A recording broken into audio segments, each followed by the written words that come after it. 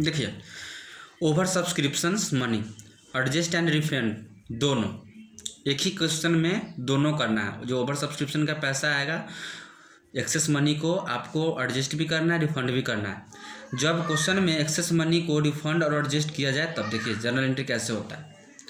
Share application account debit to share capital to share allotment to share call in advance to bank. जैसे मान लीजिए कि आपको application time में extra money आ जाए, जितना आपको एप्लीकेशन टाइम में पैसा आया वो सबको यहाँ लिखना है। जितना आपको ज़रूरत है, जितना जैसे ज़रूरत था इशू के हिसाब से वो यहाँ लिखेगा कंपनी।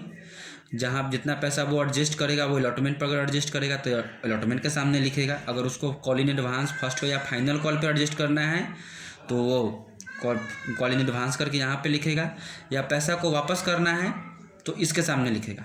जैसे क्वेश्चन है इसी टाइप का, वो देखिएगा। XYZ limited issued 70,000 share at the rate 100 each in installment system on application 30 rupees, on allotment 40 rupees, on first call 30 rupees। Subscribe share हो गया 1 लाख, ज़रूरत था 70,000 का, आ गया 1 लाख। अब इस पैसे को देखिए share in excess money adjust by company 50% money refund. 50% money को क्या बोला गया है, रिफंड करने के लिए। अब यहाँ शेयर होल्डर जो कंपनी और share refund of share holder prepare journal entry बोला है। देखिए बैंक अकाउंट डेबिट तो शेयर एप्लीकेशन आ कितना गया, 1 लाख शेयर से 30 रुपये के हिसाब से आ गया 30 लाख रुपया। ज़रूरत था 70,000 गुना 30 से 21 लाख रुपया। तो देखिए यहाँ पर जो आया है शेयर एप्लीकेशन का टोटल पैसा यहाँ लिखे, टोटल का टोटल पैसा जो भी यहाँ पे लिख दिए। शेयर अलॉटमेंट पे ज़रूरत कितना है 70,000 गुना 30, तो यहाँ पर देखिए 21 लाख रुपये लिखे। उसके बाद शेयर अलॉटमेंट 4,50,000, क्योंकि आधा पैसा को बोला है एडजस्ट करने के लिए और आधा पैसा को बोला है वापस करने के लिए, तो हमने आधा पैसा को एडजस्ट किया और आधा पैसा को वापस किया। तो एडजस्ट करने के लिए शेयर अलॉटमेंट लिखे हैं और वापस करने के लिए टू बैंक 9 लाख रुपया जो एक्स्ट्रा आया है। जैसे ज़रूरत था 30 लाख में 21 लाख का ही, तो 30 लाख मैंने से 21 लाख तो 9 लाख रुपया आया एक्सेस। उस 9 लाख में से आधा पैसा एडजस्ट अलॉटमेंट पर और आधा पैसा वापस।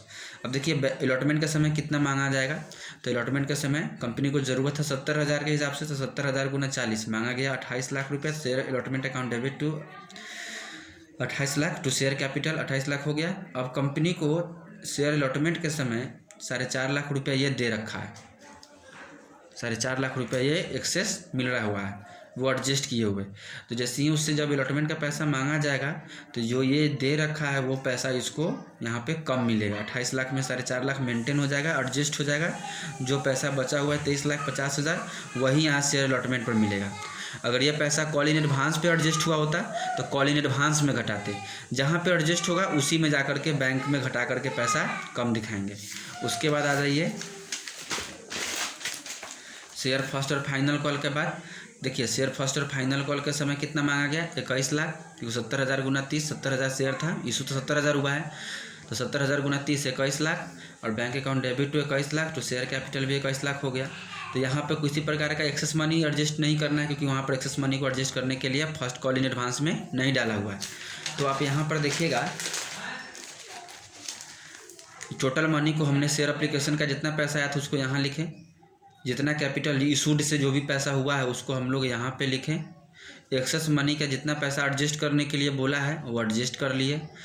अलॉटमेंट पर एडजस्ट करने के लिए बोलेगा तो अलॉटमेंट पर एडजस्ट करेंगे। कॉल इन एडवांस पर एडजस्ट करने के लिए बोलेगा तो कॉल इन एडवांस पर एडजस्ट करेंगे।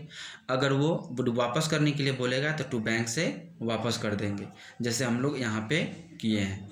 देखिए कॉल इन एप्लीकेशन के समय में देखिए शेयर एप्लीकेशन में आया 30 लाख रुपया, तो देखिए ज़रूरत कितना था 70,000 गुना 30, ज़रूरत था 21 लाख रुपया का, तो 21 लाख रुपया यहाँ पे एडजस्ट लिखे शेयर कैपिटल में। अब शेयर अलॉटमेंट में हम लोग क्या किए, आधा पैसा बोला था एडजस्ट करने के लिए, आधा पैसा को हम लोग यहाँ पे शेयर अलॉटमेंट में एडजस्ट कर दिए और आधा पैसा को वापस कर दिए।